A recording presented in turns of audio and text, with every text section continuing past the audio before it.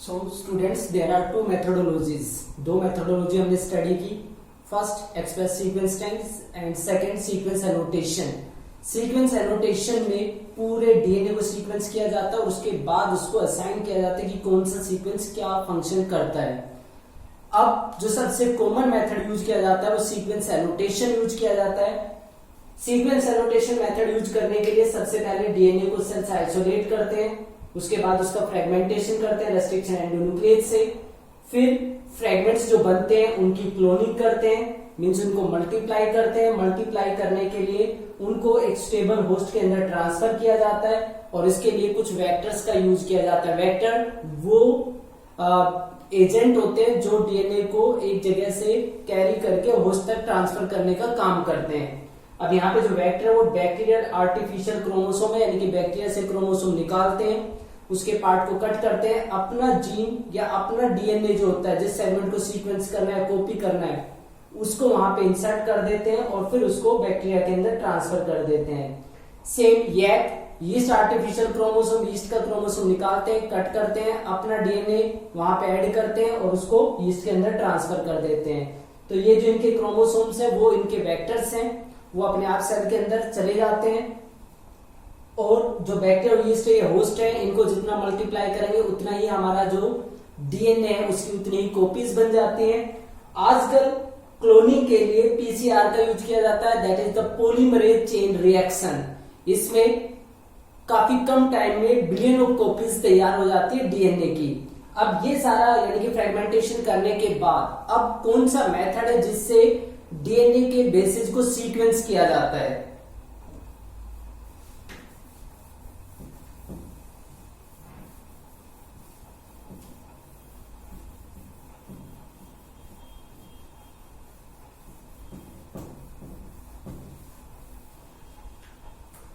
कौन से मेथड है जिससे डीएनए के बेसिस को सीक्वेंस किया जाता है?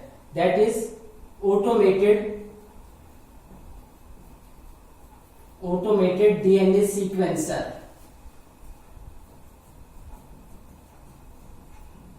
ऑटोमेटेड डीएनए सीक्वेंसर ये यूटिलाइज किया जाता है to sequence the bases in the DNA, to sequence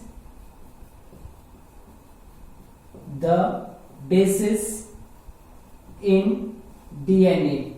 DNA में बेसिस को सीक्वेंस करने के लिए ऑटोमेटेड डीएनए सीक्वेंसर का यूज किया जाता है। इट वाज डेवलप्ड बाय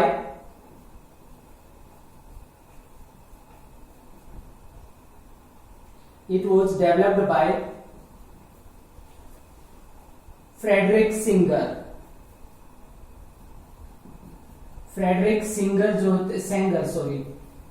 ने इसको डेवलप किया था। उन्हीं के प्रिंसिपल पे आज जो डीएनए सीक्वेंसर है वो वर्क करते हैं और सेंगर ने ही प्रोटीन सीक्वेंसिंग को भी डिस्कवर किया था। प्रोटीन सीक्वेंसिंग भी उन्होंने ही कैरी आउट करनी स्टार्ट की थी। अब जो ऑटोमेटेड डीएनए सीक्वेंसर है वो करता क्या है? इसमें जो सबसे पहली रिक्वायरमेंट है सीक्वेंसिंग के लिए वो क्या होती है? That is generation of DNA fragments, generation of DNA fragments with overlapping regions.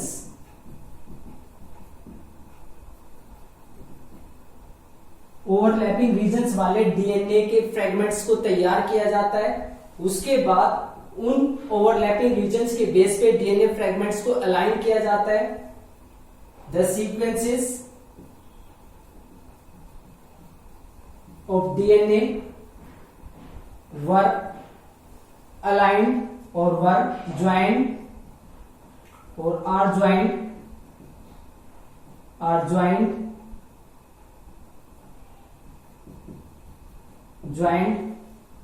on the basis of these overlapping regions. इन ओवरलैपिंग रीजन्स के बेस पे उनको ज्वाइन किया जाता है।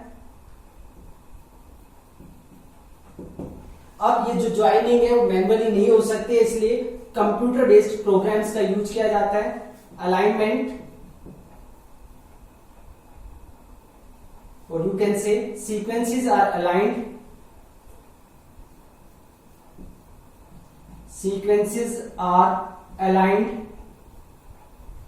सीक्वेंसेस को अलाइन किया जाता है, sequences are aligned using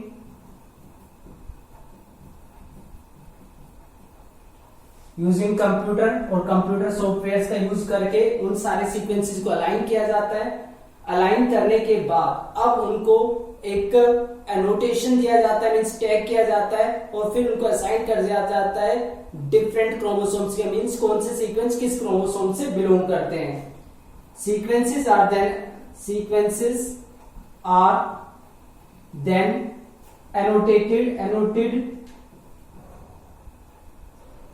annotated and assigned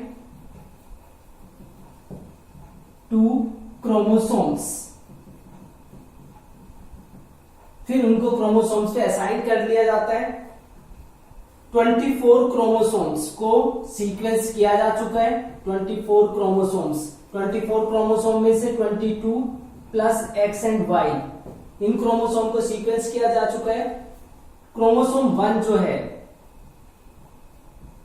chromosome 1 इसको सीक्वेंस किया गया है, इसकी सीक्वेंसिंग कंप्लीट की गई है मई 2006 में, यानी कि लास्ट क्रोमोसोम है जिसको सीक्वेंस किया गया है।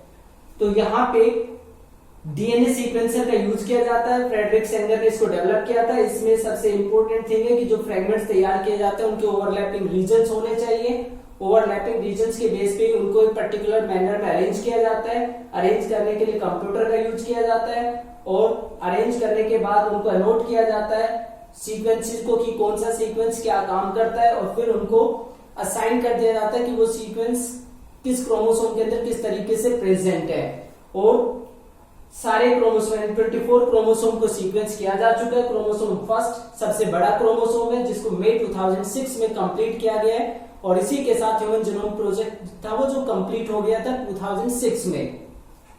अब यहाँ पे जो मेन चीज है वो है ओवरलैपिंग रीजन्स। तो मैंने आपके पास एक वीडियो भेजा था, उसको अगर आप लास्ट वाला जो पार्ट है उसको देखते हैं तो वहां पे आसानी से आप इसको समझ सकते हैं कि ओवरलैपिंग रीजन के बेस पे कैसे फ्रेगमेंट को ज्वाइन किया जा सकता है।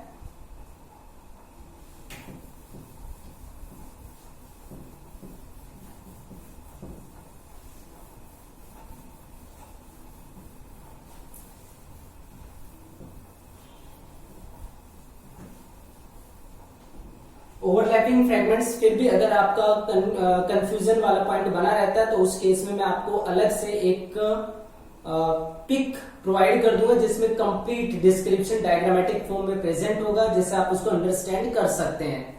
नेक्स्ट थिंग इसमें आती है that is generation of physical और जेनेटिक मैप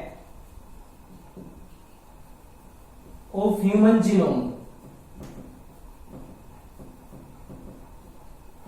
ह्यूमन जीनोम का फिजिकल और जेनेटिक मैप का जनरेशन करना। तो ये जो जनरेशन था, यानी कि जेनेटिक मैप या फिजिकल मैप जो जनरेट किया गया था, वो किन चीजों के ऊपर डिपेंड करता है? दैट इज बेस्ड ऑन और depend on first is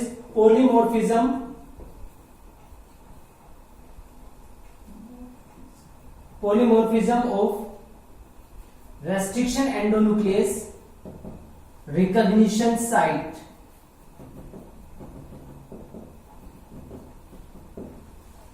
polymorphism of restriction endonuclease recognition site, यानी कि जो DNA polymorphism restriction endonuclease enzyme एक पर्टिकुलर सीक्वेंस पे कट करते हैं, तो ऐसे सीक्वेंस में कितना ज्यादा वेरिएशन देखने को मिलता है, वहां से इंफॉर्मेशन मिलती है, उसके ऊपर ये बेस्ड है। और दूसरा सम रिपीटेटेड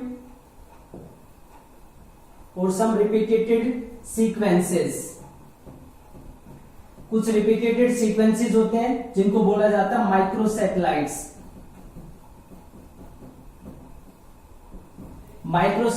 इन सीक्वेंसेस के ऊपर भी ये बेस्ड होता है। तो फिजिकल मैप और genetic map, DNA polymorphism of restriction endonuclease recognition site, उसके ऊपर डेवलप किया गया है। और साथ में इसमें यूज किया गया है माइक्रोसैटेलाइट, यानी कि कुछ रिपीटेटेड सीक्वेंसेस का यूज किया गया है जिसके बेस पे जेनेटिक या जो फिजिकल मैप है वो तैयार किया गया है। अब नेक्स्ट थिंग आती है इसमें कि जो सैलेंट फीचर्स है ह्यूमन जीनोम के वो क्या है।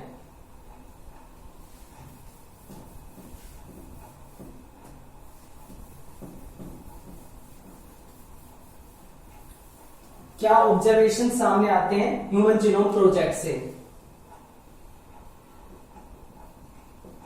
सैलिएंट फीचर्स,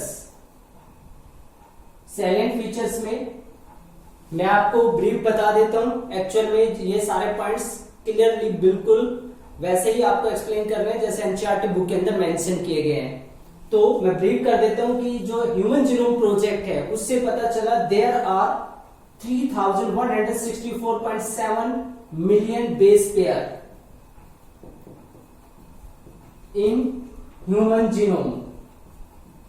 एक ह्यूमन जीनोम के अंदर इतने सारे बेस पेयर प्रेजेंट है, ये यहां से फाइंड आउट हुआ था। सेकेंड थिंग, जो एवरेज नंबर ऑफ न्यूक्लियोटाइड से एक जीन के अंदर वो होते हैं 3000। देयर आर 3000 बेसिस और base pair in a gene. ये एवरेज है, एवरेज नंबर 3000 बेसिस होते हैं एक जीन के अंदर, लेकिन नंबर बेसिस का नंबर ऑफ बेसिस में वेरी, काफी ज्यादा वेरी कर सकते हैं। जैसे एक जीन होता है डिस्ट्रोफिन जीन, इसके अंदर बेस का नंबर होता है, बेसिस का 2.4 मिलियन बेसिस प्रेजेंट होते हैं, बेस पेयर प्रेजेंट होते हैं और वो बनाते हैं इस जीन को। तो जीन के अंदर एवरेज इतने नंबर हो सकते हैं, लेकिन वेरिएशन फिर भी देखने को मिल सकता है। इसके बाद नेक्स्ट थिंग आती है देयर आर अबाउट 30,000 जीन्स। अब ये बात पता चल चुकी है कि 30,000 के करीब जीन प्रेजेंट है। There are about 30,000 genes, 30,000 gene present है, जो कि पहले के एस्टिमेट से, पहले एस्टिमेट किया गया था कि 1,40,000 से लेके 80,000 से लेके 1,20,000 तक जीन्स प्रेजेंट हो सकते हैं। लेकिन अब ये कंफर्म हो गया कि 30,000 के करीब जीन है। और जो दो ह्यूमन बींग्स है, अगर उनको हम कंपेयर करें तो 99.9% जो डीएनए सीक्वेंस है या डीएनए न्यूक्लियोटाइड्स हैं वो उनके मैच करते हैं। 99.9% न्यूक्लियोटाइड बेसिस और न्यूक्लियोटाइड्स आर सिमिलर, उनके न्यूक्लियोटाइड सिमिलर होते हैं, एक जैसे होते हैं।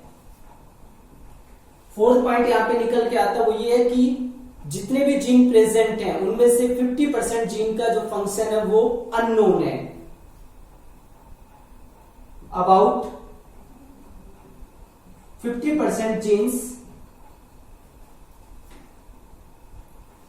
about 50% genes, or you can say functions of 50% genes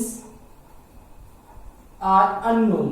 जितने भी डिस्कवर्ड जीन्स हैं उनमें से 50% जीन्स के फंक्शन के बारे में पता ही नहीं है, यानी कि 50% जीन के फंक्शन के बारे में कोई इंफॉर्मेशन नहीं है जो डिस्कवर्ड है। इसके अलावा less than 2% of genome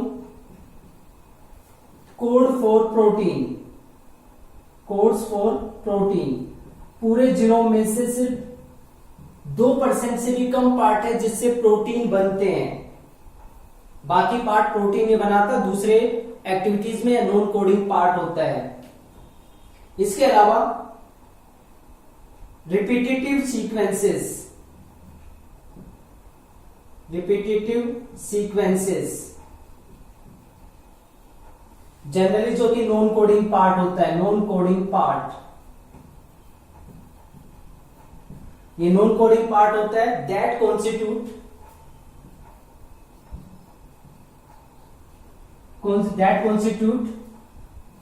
a huge part of genome. ये जीनोम का बहुत बड़ा हिस्सा बनाता है रिपीटेटिव सीक्वेंसेस यानी कि नॉन कोडिंग सीक्वेंसेस। तो जो मैं आपको बता रहा था रिपीटेटिव सीक्वेंस काफी बड़ा पोर्शन बनाते हैं ह्यूमन जीनोम का। ये रिपीटेटेड सीक्वेंसेज होते हैं, ये स्ट्रेचेज होते हैं डीएनए सीक्वेंस के, जो रिपीट करते हैं मैनी टाइम्स, यानी कि कुछ जगह पे 100 और कुछ जगह पे 1000 टाइम्स तक रिपीट कर सकते हैं। इनका कोई कोडिंग फंक्शन नहीं होता, लेकिन फिर भी ये क्रोमोसोम के स्ट्रक्चर क्यों ऐसा होता है, डायनेमिक्स कैसे उनका सेपरेशन होता है और एवोल्यूशन कैसे एवोल्यूशन हुआ है, उन सबको अंडरस्टैंड करने में हेल्प करते हैं रिपीटेटेड सीक्वेंसेस।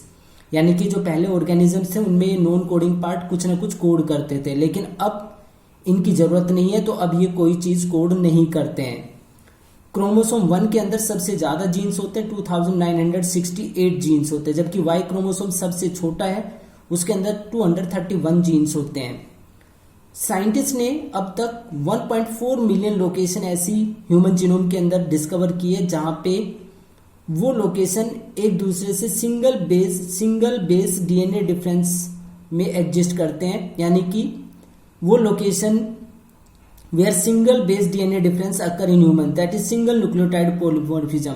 वो सीक्वेंस बिल्कुल मैच करते हैं दो ऑर्गेनिज्म में, सिर्फ एक बेस पे आके डिफरेंस देखने को मिल जाता है। इससे हेल्प मिलती है finding chromosomal locations, chromosomal location को फाइंड आउट करने में। कौन सी क्रोमोसोमल लोकेशन जो डिजीज एसोसिएटेड सीक्वेंस को बियर करती है, और साथ में ये भी हेल्प करते हैं कि कैसे ह्यूमन हिस्ट्री को ट्रेस किया जा सकता है। इसके अलावा एप्लीकेशंस और चैलेंजेस की बात करें तो स्टडी ऑफ ह्यूमन बायोलॉजी को स्टडी करने में ह्यूमन जीनोम प्रोजेक्ट काफी इंपॉर्टेंट रोल प्ले करता है। साथ में ये जो प्रोजेक्ट है वो इतना ह्यूज प्रोजेक्ट है, और इससे काफी ज्यादा इसमें एक्सपर्टाइज पर्सन्स की रिक्वायरमेंट होती है।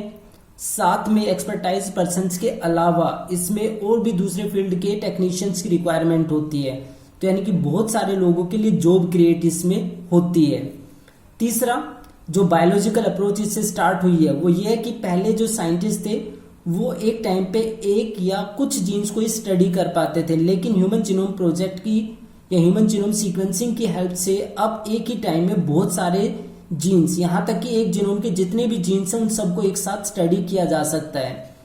तो इसमें सारे जीन्स की स्टडी हम कैसे करते हैं, कोई भी टिश्यू या कोई पर्टिकुलर ऑर्गन है या ट्यूमर है, उसके सारे आरएनए ट्रांसक्रिप्ट्स यानी कि प्राइमरी ट्रांसक्रिप्ट है या एमआरएनए है, उनको कलेक्ट कर लेते हैं, और एमआरएनए जीन से ही बनते हैं। तो जितने तरह के एमआरएनए होंगे उतने ही तरह के जीन्स वहां पे एक्टिव रहेंगे, तो उससे पता चल जाता है कितने जीन एक साथ यहाँ पे एक्सप्रेस करते हैं। साथ में कैसे tens of thousands of genes यानी कि हजारों जीन्स या जो प्रोटीन्स है को कैसे आपस में इंटरेक्ट करते हैं, और इंटरेक्ट करके कैसे ये लाइफ को सस्टेन बनाते हैं। ये सारी चीजें हमें ह्यूमन जीनोम प्रोजेक्ट से अवेलेबल हो गई हैं। So that is all about the various applications and challenges of human genome project.